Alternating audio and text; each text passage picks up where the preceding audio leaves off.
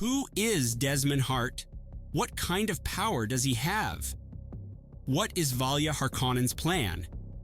How many episodes will the series have? What should you read or watch before hitting that play button? What do Reverend Mother Raquela's visions mean? What is Tiran Arafel? Let's talk about all of that and much more in this video analysis of Episode 1 of Dune Prophecies. Let's go! Hello everyone, this is your friend Packboy. How's it going? I hope you're doing great, comfortable, and ready because the long-awaited series of Dune Prophecy has finally begun. It's probably going to be one of the best series of 2024, and we're going to break down everything we can, diving deep into the most important parts of the series. Whether you're new to the Dune universe or someone with more knowledge, we'll explore this amazing series so that everyone can enjoy it at the events of the book Sisterhood of Dune. Long live the species! That said, you don't need to read the book to enjoy this series. We do, however, recommend that you watch the first two Dune films. If you haven't, don't worry. We'll provide our analysis of both movies here on the channel. Throughout this series, we'll share glimpses of how the events unfolding here connect to the Dune films. Stay tuned for more insights. We focus specifically on events set 10,148 years before the birth of Paul Atreides, and 116 years after the Great War against the Machines. These events take place 30 years after the significant actions of Reverend Mother Raquela, a pivotal figure we'll delve into later in this series. The series begins with a flashback that takes us directly to the Great War against the Machines, which, as we know, enslaved humanity and forced us to destroy them across the universe in a war known as the Butlerian Jihad. Thus, the series technically begins 86 years after the Great Battle against the Machines, with Valya learning everything about the Sisterhood, setting us in the year 10,178 before the birth of Paul Atreides, making it a total of 10,194 years before the events in Dune. Remember, the story of Dune takes place in the year 10,191 AG after Guild, with Paul approximately 15 years old. This is confirmed in the book, although the movies may adjust this slightly. Let's imagine that the Dune calendar is somewhat similar to ours, though not exactly the same. It might vary by a year or so. We explain this just to provide clarity on the timeline, which will become increasingly important moving forward. While we won't delve too deeply into what the series will address, we'll touch on it during our weekly analyses. However, to understand the foundation of this universe, it's crucial to start with the Butlerian Jihad. The massive machine featured in the brief flashback during Episode 1 of the series is called a CYMEK. It's a machine with a human brain inside, originally designed to achieve immortality. However, it eventually fell under the control of a supreme artificial intelligence, OMNIUS, also known as the Overmind. Remember that consuming spice turns your eyes blue. The more spice consumed, the longer you can extend your life. OMNIUS was a program that achieved self-awareness, dominating the known universe. Think of it as a galactic version of Skynet from Terminator, but on a universal scale. OMNIUS viewed humans as a stagnant and corrupt species in need of evolution to become something useful. To this end, it began enslaving all known planets and waging war against humanity, particularly those who rebelled against its system. This war concluded with the Great Battle of Corran, which took place in the year 88 BG, before Guild. Remember, the Spacing Guild calendar divides the years into BG, before Guild, and AG, after Guild. This is similar to Earth's traditional calendar, and we explain it here to avoid future confusion. The Universal Standard Calendar, also known as the Imperial Calendar, is the standard measurement of time in the known universe. It centers around the founding of the Spacing Guild, which established a monopoly on all space travel, transportation, and imperial banking throughout the known universe. BG stands for Before Guild, and AG stands for After Guild. Thanks to the help of Reverend Atreides, remember this name, as it will likely play a major role in the events of the series, the first Atreides and founder of House Atreides, humanity achieved multiple victories. Vorian was one of the humans allied with the Machines, holding a status above that of a slave, primarily due to his father. Vorian eventually betrayed OMNIUS and helped humanity advance. Having worked closely with OMNIUS, Vorian knew many of the machine's weaknesses, and his strategies gradually chipped away at their forces. In the Battle of Corran, humanity achieved a great victory. This battle took place on Corran, where the last copy of OMNIUS resided. Vorian Atreides surrounded the planet of Corran with what was called the Bridge of Hrethgir. The Bridge of Hrethgir was the final attempt to prevent the destruction of Corran when the Vengeance fleet approached the planet to initiate the Battle of Corran. It was a space ring made of orbiting cargo pods surrounding the planet, occupied by humans. Though these people were slaves, nearly 3 million human lives were ready to be sacrificed for the Great War. The machines believed this strategy was a failure and thought it would ensure their survival, as humanity would not dare to carry the burden of killing millions of innocents. However, Vorian Atreides made the decision to advance at all costs. This was a once-in-a-lifetime opportunity, as humanity had to be free, no matter the cost. It was at this moment that his friend and battle companion, Valya Harkonnen, remember this name, as it will be the spark of a conflict that will last over 10,000 years between the two houses, played a crucial role. Valya Harkonnen changed all the access codes to the fleet's battleships, earning the label of traitor and coward from none other than Vorian Atreides himself. The reason behind this action was Valya's refusal to sacrifice nearly 3 million human lives, even if they were slaves. As Valya and Vorian could not agree on the strategy for humanity's salvation, Valya was ultimately rejected and condemned by humanity itself. As we all know, history is written by the victors, not the defeated. Valya makes this statement in reference to Valya's grandfather, Xavier Harkonnen, who sacrificed his life to stop one of the major political and religious leaders of the Butlerian Jihad, a man who secretly trafficked human organs across the galaxy. This leader blamed the machines for his own actions, washing his hands of guilt. If this truth were ever revealed, he would be considered a traitor to humanity. However, no one knew the truth. The Honorable Xavier Harkonnen stopped this tyrant by piloting the spacecraft they were aboard directly into a distant sun, ending the tyrant's reign. However, since this leader of humanity had died at the hands of a Harkonnen, Xavier was immediately branded as a traitor. Vorian Atreides was one of the few who knew the truth, but he was never able to clear his friend's name due to the immense political influence of the corrupt leader, as well as the fragile moral state of humanity during the war. Imagine the fallout if someone associated with the Butlerian Jihad were exposed as a traitor to humanity.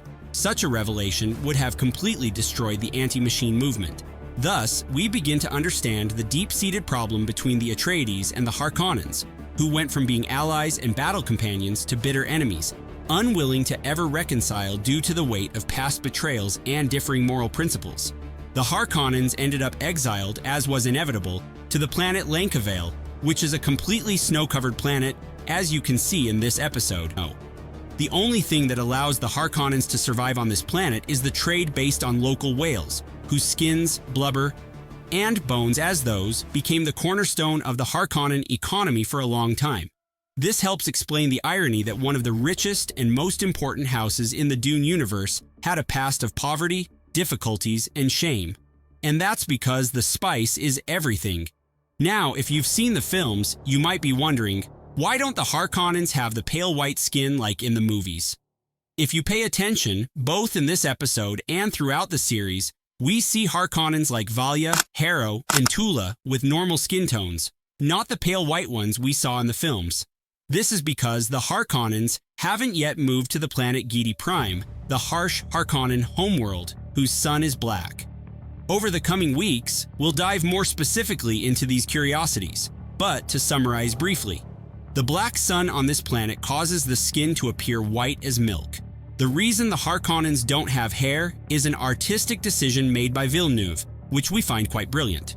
It helps distinguish the Harkonnens from the other houses and makes it clear that the bad guys are always bald. This is why it's so important that this prequel takes place long before Dune.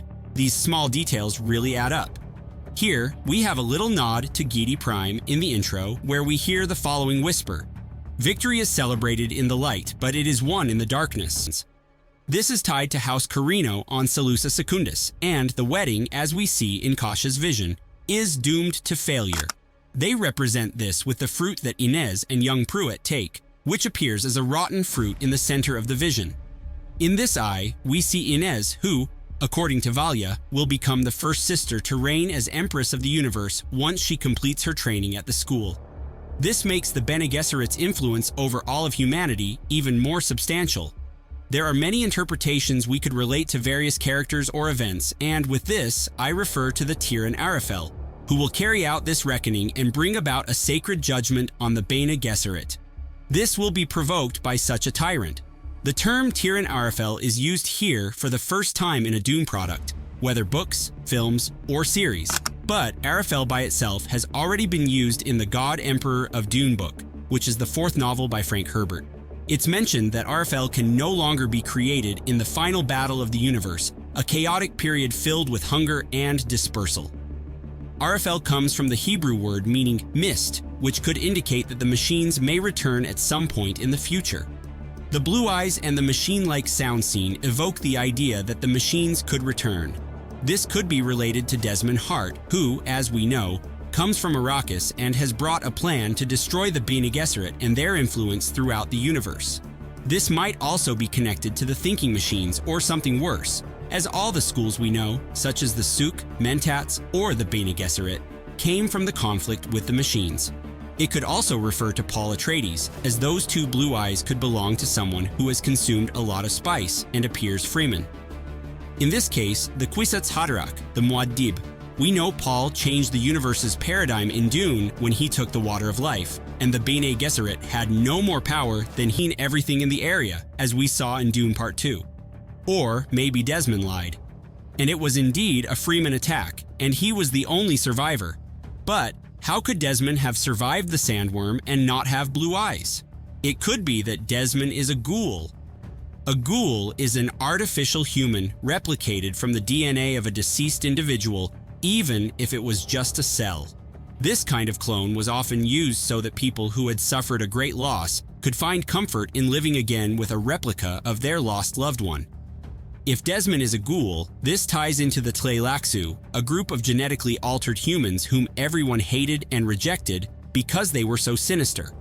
Since this is more related to the future of Dune, which might be seen in Dune Part 3, we're not sure if this will be addressed in this prequel, but for us, it would make perfect sense.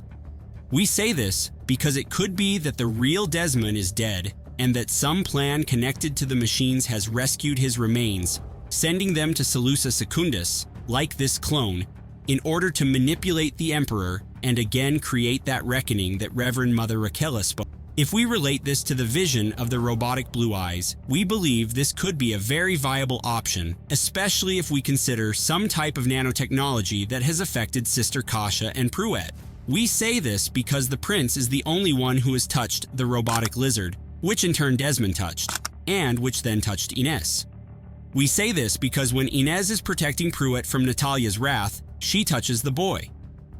Inez wasn't the target for Desmond, but Sister Kasha was. Perhaps when Sister Kasha kissed Inez on the forehead, this nanotechnology affected her under the orders of a machine, but since it's nanotechnology, it wouldn't have been visible. As the Bene Gesserit haven't developed their skills to the level seen in the Dune films, they probably haven't noticed it yet. Another theory we have is that Desmond isn't the real Desmond but a shapeshifter, also a derivative of the Tleilaxu society.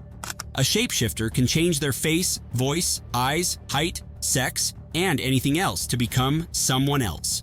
This would explain why Desmond's eyes aren't as blue despite having been on Arrakis for so long. Who do these shape changers serve? We'll see. As we mentioned, these are just theories and they remain to be seen. So we have to stay tuned. No theory has to be true, as we base them on what the series itself explains. An important point is understanding that the Bene Gesserit's power is growing, and this also puts their pride at risk. We see this in the scene with Sister Kasha warning Valya and her sister Tula, as she only wants the best for the sisterhood, even though the plan has already been set. No claim to the throne. Her relationship with Inez is much deeper than we initially thought, as he looks out for her as much as he can, and at the wedding, she is allowed to play the balisek, just like Gurney Halleck did in the films, since it's one of the most famous instruments in the saga. This truly breaks hearts at the party. Before the wedding, it's just a way to show us how the Dune universe beyond Arrakis and what we saw in the films uses spice as a psychotropic drug for an intense trip.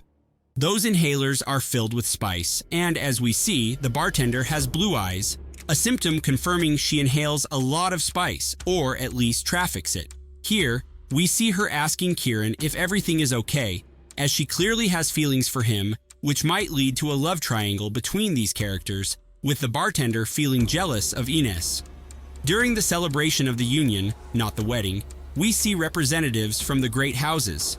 Pruett's death has left us without the imperial wedding, which theoretically would have shown us an immense number of nobles from all the houses in the universe, creating an incredible image.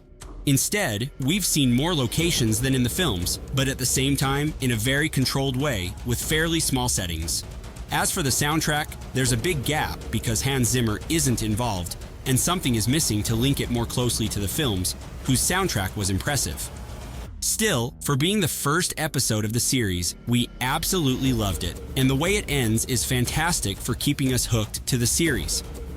I hope you enjoyed this complete analysis of the first episode of Dune Prophecy. Until next time.